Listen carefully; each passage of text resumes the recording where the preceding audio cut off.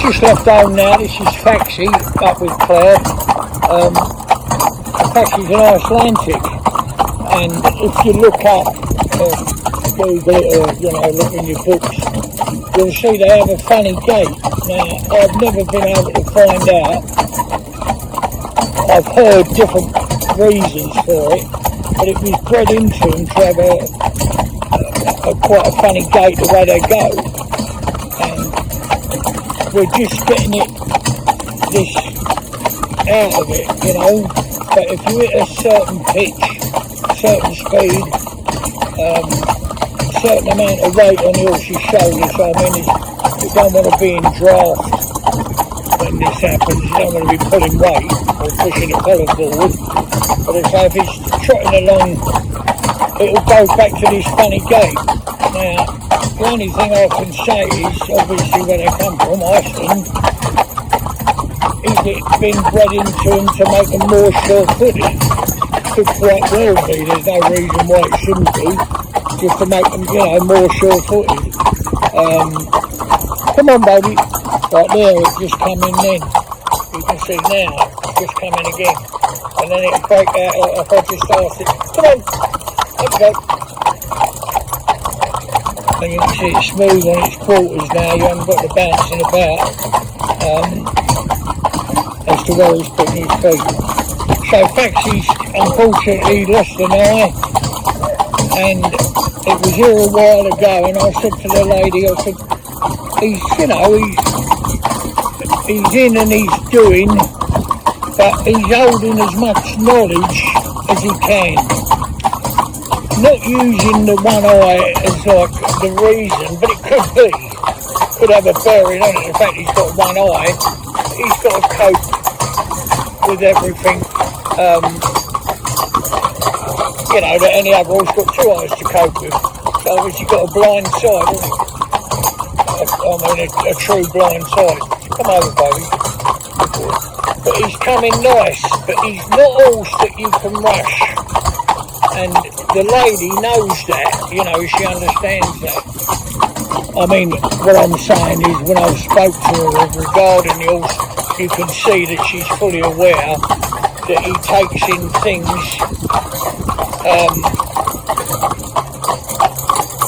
I wouldn't say exactly slowly, but he's got to be, and if you think about it for a minute, you'd be the same anyone else would be.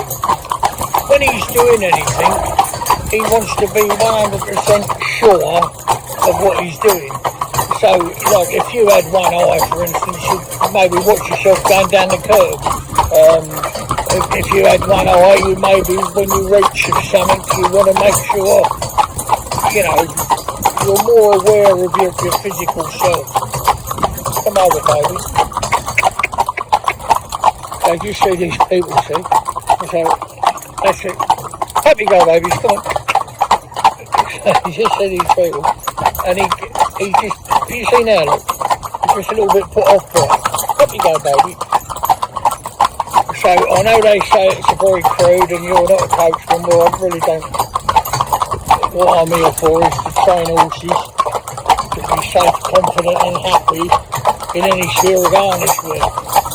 So I just tap them with the reins on the bum, because that's what I want to do.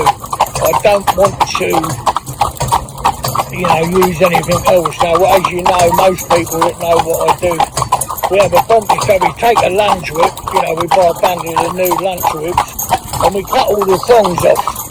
So all you've got is a stick, and then on the end of the stick, we put a soft sponge ball, the sort of thing you'd have for little baby children, you make a big ball of them, don't you, in a thing, and they sit amongst them and play, 50 of them in a, sort of little pen sort of thing.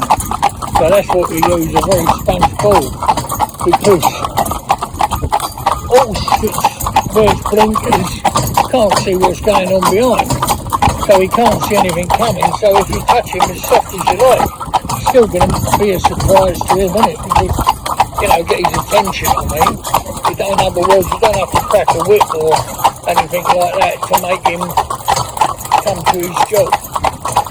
Go on, good baby. So they're just going along nice now. The other thing is, you see his leg carriage developing. Now I've not put any side reins on him, or anything like that. And the reason I haven't done that is because of this eyesight. So when they've got side reins on, you'll find you can post them so they keep, you know, between two posts basically is what they call posting. You turn them around in the stall and post them up. That's why there's rings on the top part of head collar, so you can post them. There's no reason for them to be there other than that. They can put a rope coming off either side of their head, or a chain, or whatever you use, just to keep their head central. The problem is when they've got this, you know, one eye like here, they go and rub themselves, and they can't really see what they're doing. So, come round, darling. Good baby, but he's just going sweet, you know, really is going sweet. Without being contented. Go on. So you see that gait change there, come back and push it. Because the gait is slower than the trot. But we're getting it out of him slowly. Now I'm not going to do that by hitting him or smacking him. No, I'm not. You know, if can do anything, I want to do it with him just by talking to him and saying, no, it's not what I want, mate, move up a little bit faster. And you can see now what I'm doing. I'm asking him to come up. Taxi, come on. Good boy, come on. And we've managed to get him much better than he was. Now, I don't know whether the owner would agree with me because we've not really discussed it. But he was a bit funny with traffic for exactly the same reason. You know, losing the sight in one eye, he's got to make that other eye work. Now, if you think of our faces and how our head's constructed, both the eyes are facing forward. The hornbills, they're out the side, you know, so they've got a side vision, more so than directly forward. So, steady baby, I just want him to go along happy, see, so his ears are nice and relaxed, yeah, his tail's off his quarters, yeah, he's just popping along there, just contented, he's not under any stress or strain, whereas before, doing anything with him, we go, I don't know whether I can do that, you know, I'll give it a go, I'll give it a try, and you have to give him that time, you know, and when you do one yourself, there's nothing nicer than breaking it, hello Claire, back up, there's nothing nicer than breaking your own rule, well, definitely not, it's a lovely feeling. The problem is, too, you need some experience, so how you're going to get that unless you do it. So, but you can mess up horses, you know, by getting it wrong, not out of, but the other thing is time-wise, isn't it? It's always the problem. We can go out every day, we can go out any time of day we choose to go, we can just go and get on with it, and like that. Come on, baby. So, horses that are in training often need a consistent, you know, day, and then what we'll do at some stage while they're here, we'll give them nothing to do for 2 to 3 days. So they'll be in their stable, they'll be fed, they'll be knocked out, looked after, they'll be walked out, you know, just walked out around the yard, make sure, you know, in a 12 to 12, anything gets stiff if it stays in there too long, in my opinion. So you just take them out and give them a little walk round, not a lunge or anything like that. Go on, and then bring them back to work. Come on. This is after you've told them what you want. Come on, my baby. You see there again. You see, he just forgets himself and comes back. Look, I don't know, he's fed into him, so it makes it difficult. So he comes back. And then the bridging hits him up the bum and he goes, oh yes, I remember now, I've got to do that. But before, when we started doing it, when we started training it out a bit, if you like, is we had the bridging virtually non-existent and he was wearing it, but it couldn't do anything. You know, he couldn't get back far enough to put any strain on it. It would just touch him, you know. The reason being, you don't want to obviously add to his problems. So if he's trying to get his gait sorted out and do what you want and he gets it wrong, then he gets, you know, forced up the road by the bridging no good. You know, you're forcing them, you mustn't force them to do anything. What they got to do is do it because you asked them to do it. And the only way you're going to get that is treat them with the respect they deserve, and have the patience of a saint. And that's what I'm saying, when you break your own horse, whether it's, you know, even if it's able-bodied completely, the same thing applies. Sometimes you need that other, you need to go day after day after day after day to get it fixed in their mind exactly what you're wanting them to do, you know. Come up, baby, that's it. Come on, my darling. Got a little sugar plum here, so nice pony, you know, real nice pony. And they're good workers. I've had some before, and they look most powerful for their size. Powerful for their size, little, you know, little ponies, real strong. If you look, there is a film on YouTube that someone with all these Icelandic ponies, and they've carried the weight and they'll work like mad, you know, they're really good. So that's Faxi, that's as much as I can bring you up to date. He's come back to us because he'd learnt as much as he could, and that time off has given him so much more, you know. He's come back looking well, he's come back, he's had, you know, I mean, I'm not saying the lady's done nothing with him, she has,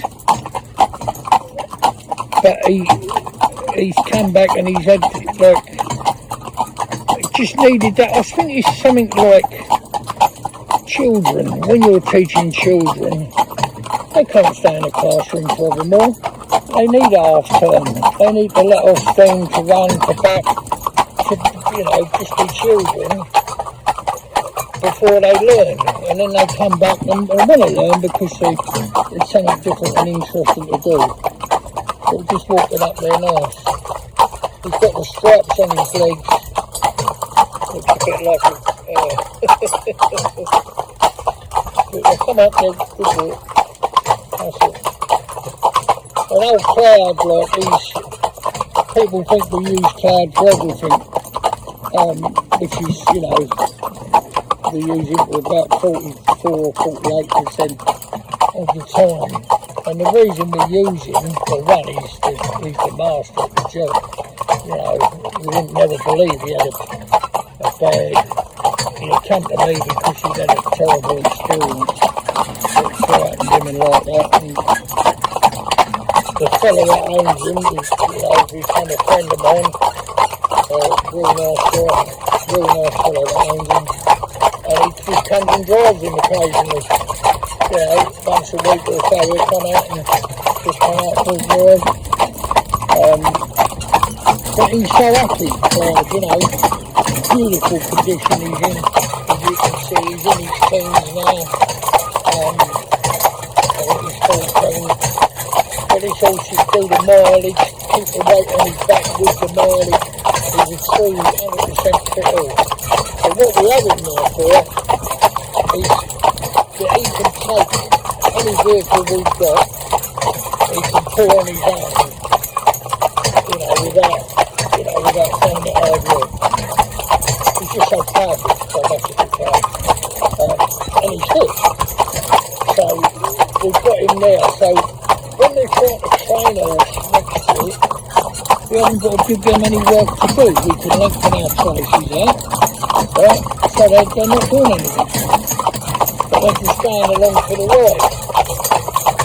And then gradually we can let them do a bit more and a bit more whilst they're in the car to build them up.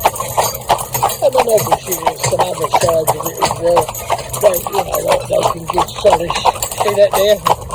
Just going into it again. Come on, there you go.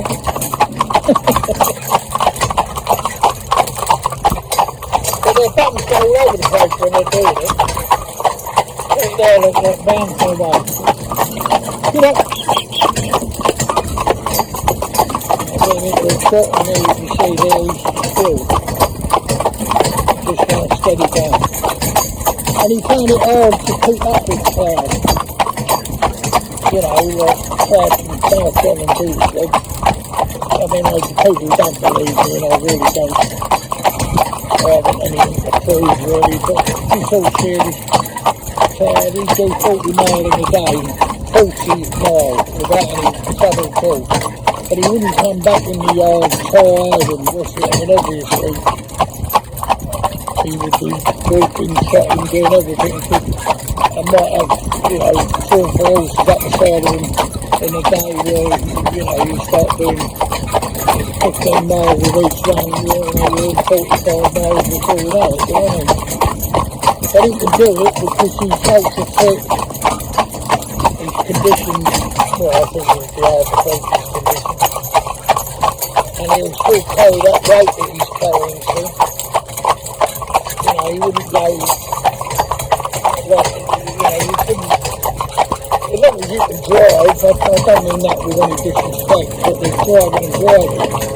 You've got to be able to drive, that's it, my darling, that's it, but that was nice there.